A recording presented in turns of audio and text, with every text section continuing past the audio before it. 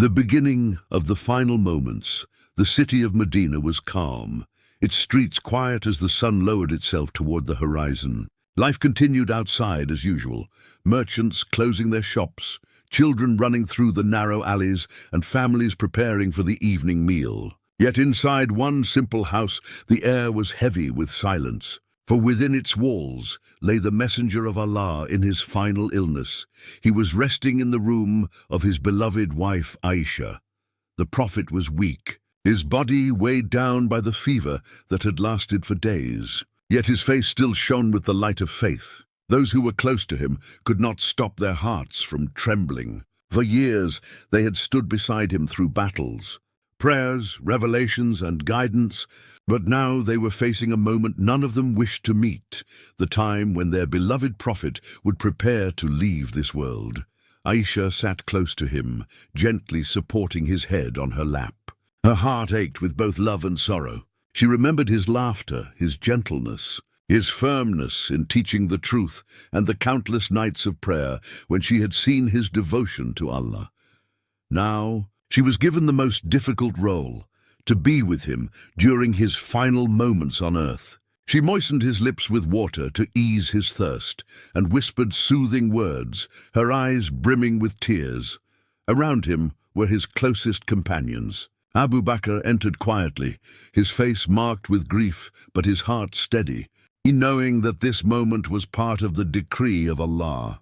Umar stood nearby, his tall figure tense, his eyes red with tears. He tried to hold back. Uthman and Ali were present too, each of them carrying the weight of sorrow that pressed upon the entire community. The room was filled with a heavy silence, broken only by the weak but blessed voice of the Prophet when he chose to speak. He looked upon his companions with deep compassion. Even in his weakness, his concern was not for himself, but for his people. His words came slowly, each one filled with wisdom. He reminded them of the importance of prayer, of keeping the bonds of brotherhood, of looking after the weak, the orphans, and the poor. His voice was frail, but his message carried the same strength that had guided them through years of struggle. "Do not neglect the prayer," he said softly, his eyes moving from one companion to the other. "And fear Allah in how you treat those under your care." The companions wept quietly. They knew these were not ordinary reminders, but the final instructions of the Prophet of Mercy, words that would echo through generations, despite his illness. The Prophet remained conscious of the world outside. From time to time he asked about the state of the Ummah. Were the people united? Were they still holding firmly to the worship of Allah? Even in his final hours, his heart was tied to his mission and to the believers he loved so dearly. At moments, the Prophet was given strength to rise slightly. He would attempt to join the prayer, showing by example that worship of Allah must never be abandoned. His forehead shone with sweat, and Aisha gently wiped it away, whispering verses of the Quran near him. Each verse was a comfort, each recitation a reminder that this life is temporary and the next is eternal. The companions sat in silence, their hearts trembling. They had fought battles, endured hunger, and carried the banner of Islam under his leadership. Yet nothing tested their strength more than watching their beloved messenger prepare to leave this world. Outside, the call to prayer was heard, echoing through the city of Medina. The Prophet turned his head slightly, listening. A small smile formed on his lips, for the sound of prayer was always dear to him. Even in his weakness, he found peace in knowing that the call to worship was still alive among his people. The atmosphere in the room became heavier, as if the unseen world had drawn closer. Those who were present felt something they could not describe, a nearness that filled them with both awe and fear. The angel of death was approaching, though unseen to most. Only the Prophet knew what was unfolding. He felt the presence of Azrael drawing near, but he did not show fear. For him, death was not an end but a return to Allah, the one who had sent him with guidance and mercy. The Prophet raised his eyes to the heavens. His lips moved in quiet supplication, words of remembrance and hope. His companions leaned closer, wishing to hear every sound, every word that came from him. With a voice weakened by illness, but strengthened by certainty, he repeated, "With the highest companions, with the highest companions." Aisha's heart tightened. She understood. These words were not simply expressions of prayer, but a declaration that his soul was preparing to join the company of the prophets and the righteous in the next life. The companions wept. The room was filled with the sound of hearts breaking, yet within that sorrow was also peace. They could see that their beloved prophet was ready to meet his Lord, ready to return to the one who had sent him as a mercy to the worlds. The presence of angel Azrael grew nearer. Though invisible to most, the air itself felt heavy with his arrival. The prophet, however, did not tremble. His face remained calm, his eyes shining with trust in Allah. The moment of meeting between the messenger of Allah and the angel of death was drawing closer. And so began the final conversation, one that was unseen and unheard by most in the room, yet one that would mark the completion of the greatest life ever lived. The arrival of the angel. The room in Medina was filled with silence. The companions sat close, their eyes fixed on the messenger of Allah. They could see the weakness in his body, but they could also sense a strength that came from beyond this world. His eyes, though tired, still carried light. His lips whispered words of remembrance, and every breath he took was heavy with meaning. As the companions waited, something unseen entered the room. The air grew still, and a weight seemed to settle upon their hearts. They did not see with their eyes, but they felt it with their souls. This was the moment when the angel of death, Azrael, approached with the command of Allah. The prophet alone truly recognized what was happening. He had spoken of this day many times, teaching his companions that death is not destruction, but a passage to what lies beyond. Now he himself stood at that doorway, and his heart was ready for the meeting with his Lord. Azrael did not enter with harshness or force. His presence was noble, his duty clear. He greeted the prophet with the respect that was due to the greatest of creation. There was no cruelty in his coming, only the fulfillment of what Allah had written. "O messenger of Allah," the angel's voice came, not in a way that others could hear, but directly to the heart of the prophet. "Your Lord sends you greetings of peace. He asks, will you now return to him, or do you wish to remain in this world a little longer?" The prophet closed his eyes for a moment. He had lived a life of sacrifice. He had carried the weight of revelation, endured hunger, battle, betrayal, and hardship, all for the sake of delivering the message of Allah. He thought of his companions, of his ummah, of those who would come after, struggling to hold firmly to the truth. His heart overflowed with concern for them, yet at the same time, his longing was not for this world but for his Lord. He had lived his mission with perfection, and now the pull of the eternal was stronger than the weight of the temporary. In a soft voice that Aisha and the companions could partly hear, he whispered, "With the highest companions, with the highest companions." These words carried the meaning of his choice. He chose to return to Allah, to join the company of the prophets and the righteous in paradise. His decision was not from weariness alone, but from love and longing to meet his Creator. Azrael's presence drew closer. Yet unlike how death comes to ordinary people, with fear and resistance, for the messenger of Allah, it came as an honored guest. The angel spoke again, his voice filled with reverence. "O messenger of Allah, your mission is complete. You have conveyed the message, fulfilled the trust, and guided the people. You are now called to the eternal gardens prepared for you."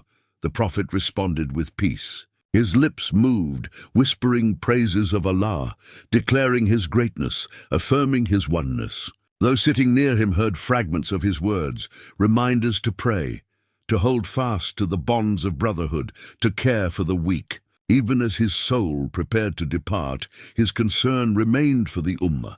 "Do not abandon the prayer," he said again, his voice faint but clear. "And be kind, be merciful." Tears flowed from the eyes of his companions. Abu Bakr lowered his head, his heart breaking yet steady in faith.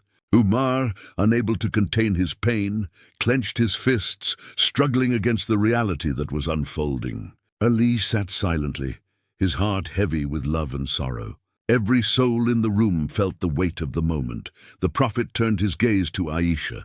His eyes carried both love and farewell. She felt his weakness in her arms, yet she also felt the tranquility of his submission to Allah.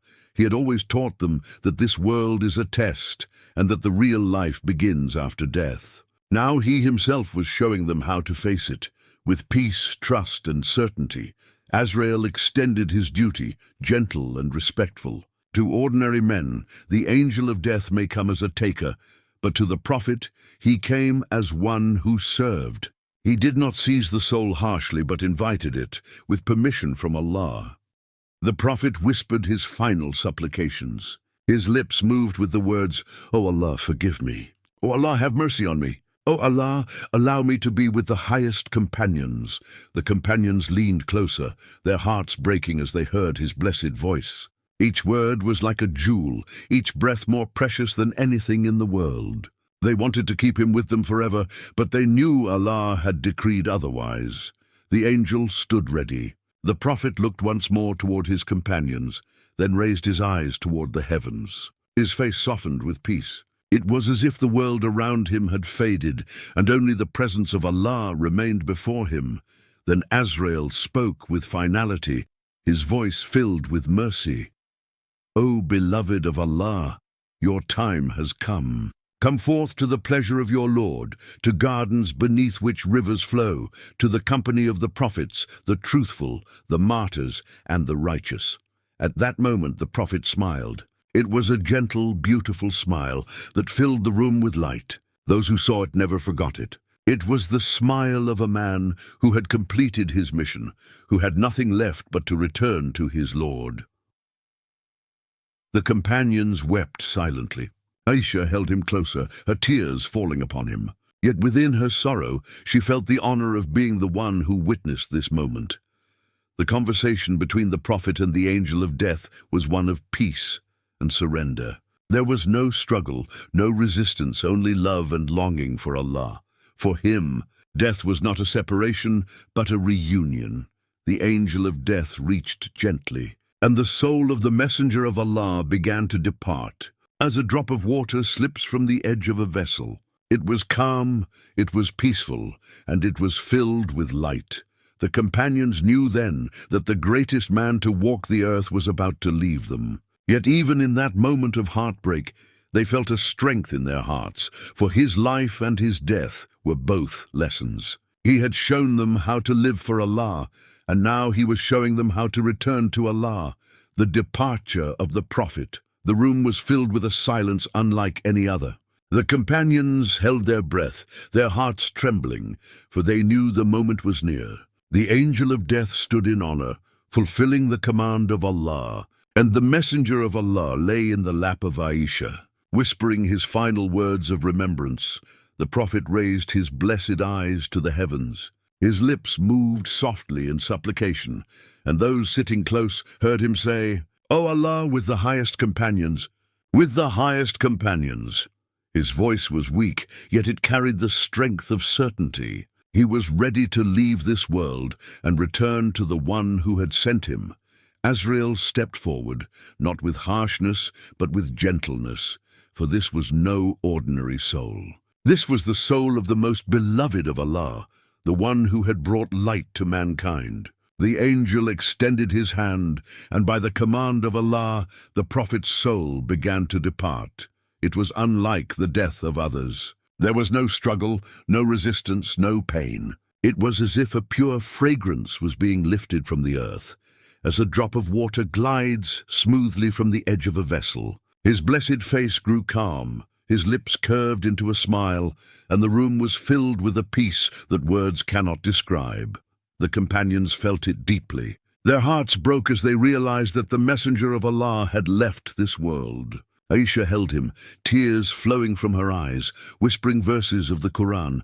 Abu Bakr lowered his head, his body trembling with grief, yet his faith held firm. Umair, unable to accept what had happened, rose to his feet, his voice breaking as he cried out, "By Allah, he has not died. He has only gone to meet his Lord as Musa went, and he will return." The room shook with sorrow. Some companions wept silently, others covered their faces, unable to bear the sight. The man they loved more than their own lives, the man who had guided them, protected them, and led them to faith, was no longer among them. But Abu Bakr, with his heart steady in faith, stepped forward. He approached the body of the Prophet, lifted the cloth that covered his face, and looked at him with eyes filled with both love and sorrow. He kissed the Prophet on the forehead and said, "May my mother and father be sacrificed for you. By Allah, you were beautiful in life, and you are beautiful in death." He then turned to the companions, who were still in shock and confusion. His voice, though heavy with grief, carried clarity. "O people," he said, "whoever worshipped Muhammad, then know that Muhammad has passed away. But whoever worships Allah, then know that Allah is ever living and will never die." He recited the words of Allah, "Muhammad is no more than a messenger. Messengers have passed away before him. If he dies or is killed, will you then turn back on your heels? Whoever turns back, it will not harm Allah in the least, and Allah will reward the grateful." The companions listened, and the truth settled into their hearts. Their tears continued, but their faith grew firm. They realized that the mission of the Prophet was complete, and that now it was their duty to carry it forward. Meanwhile, the household of the Prophet was filled with grief. His family, his wives, and those closest to him cried with broken hearts. The city of Medina soon echoed with the sound of mourning. Men, women, and children all wept, for they had lost the one who had been their guide, their leader, their mercy. Yet even in this moment of sorrow, there was a light. The companions knew that the Prophet had not left them in darkness. He had left them the Quran, the Sunnah, and the example of his life. He had taught them patience, faith, and obedience to Allah. His death was not the end, but a reminder that Islam would live on, carried by those who believed. As the news spread through Medina, people rushed to the mosque, their voices filled with grief. Some could not stand, others clung to the walls, and many simply sat in silence, unable to process the loss. The air was heavy, but within that grief was also a strength. The Prophet had shown them how to live, and now he had shown them how to return to Allah. That night, the companions gathered, their hearts heavy, but their minds clear. They knew they had to decide who would lead the Ummah after the Messenger of Allah. The weight of responsibility was immense, but they also knew that this was the trust the Prophet had prepared them for.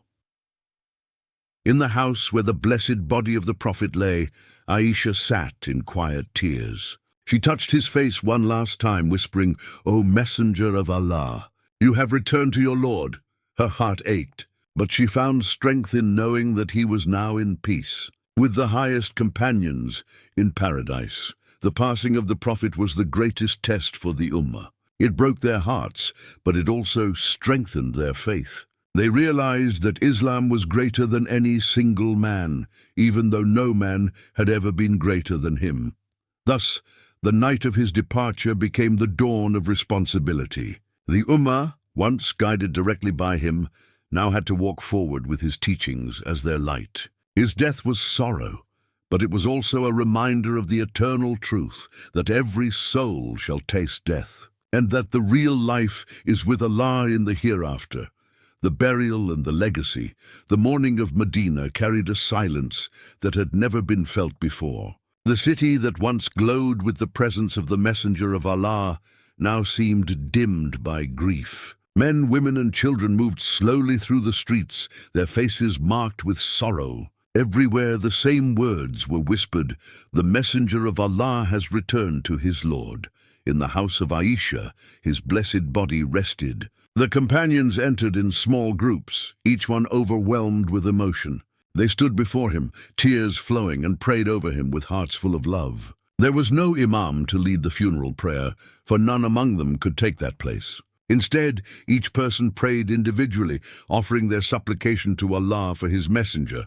The room was filled with the sound of quiet prayers. Some whispered verses of the Quran, others repeated words of remembrance. Every companion who entered left with a heart heavier than before, yet also strengthened by the memory of his teachings. The companions knew that his burial would take place in the same house where he had passed away. The room of Aisha, it was the place most beloved to him, and it was decreed by Allah that he should rest there. They began to prepare the grave with their own hands, each movement done with reverence. The soil was soft, and with every handful that was moved, their tears fell upon it. Ali, the cousin and son-in-law of the Prophet, was among those who prepared his blessed body for burial. With trembling hands, he washed him gently, remembering every moment he had spent by his side. Ibas, his uncle, and others assisted, their hearts torn between grief and honor. They wrapped his body in simple white shrouds, just as he had instructed. No wealth, no decoration, only purity and humility as he had lived. When the time came, they lowered him into the grave. The companions stood in silence, their tears soaking the earth. Ali held back his sobs as he placed the Prophet into the ground, whispering blessings. As they covered the grave with soil, their hearts felt as if they were burying their own souls. The moment was unbearable. The greatest man they had ever known, the man who had been their teacher, their leader, their beloved, was now beneath the earth. Umar, who had earlier refused to accept his death, now wept openly, his strength broken. Abu Bakr remained steady, reminding them again that the messenger of Allah had fulfilled his mission and returned to Allah. His words brought comfort, but the pain of loss still weighed heavily upon them. Outside, the people of Medina gathered in sorrow. They spoke of his kindness, his mercy, his patience. They remembered how he smiled at children, how he cared for the poor, how he stood firm in battle, and how he forgave even his enemies. Every heart carried a story of him, and every soul felt the emptiness left behind. But even in their grief, the companions understood that the Prophet had left them with guidance. He had given them the Quran, a light that would never fade. He had given them his Sunnah, an example for every step of life. He had given them a community, united by faith and brotherhood. His body was gone, but his message would live forever. That night, as the companions gathered, Abu Bakr was chosen as the first Khalifa. The weight of leadership now rested upon him, and he accepted it with humility and fear of Allah. He reminded the Ummah that his role was not to replace the Prophet, but to serve Islam and continue his mission. The people pledged their allegiance, and thus the responsibility of carrying Islam forward began. Medina slowly returned to its rhythm, though nothing felt the same. The mosque where the Prophet had led prayers now echoed with his absence. The companions, when they gathered, often wept when remembering his words. At times, they would recall his smile, his voice, and his wisdom, and their tears would fall again. Yet they also found strength, for they knew that to honor him was to live by what he had taught. Generations would come and go, but the story of his final moments would remain, told and retold with reverence. His death was not the end of his mission, but the continuation of it through his followers. He had shown them how to live, and he had shown them how to meet death, with patience, with faith, and with trust in Allah.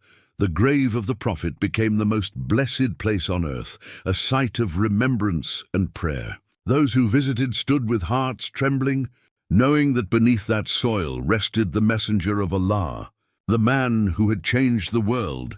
The companions would often say, "He left us, but he left us with Islam. He departed, but he left us with the Quran. He returned to Allah, but he left us with a path that leads to him." And so, the final moments of the Prophet became a lesson for all mankind, that no matter how beloved, every soul must return to Allah. That true success is in faith, not in this world, and that the legacy of a righteous life lives on in the hearts of those who carry it forward. The Prophet Muhammad had returned to his Lord, but his light would never fade. His words, his deeds, and his mercy would remain until the end of time. The companions, though broken in heart, rose again with determination. They would carry his message to the corners of the earth, and through them, the mission of the messenger would continue until the last day.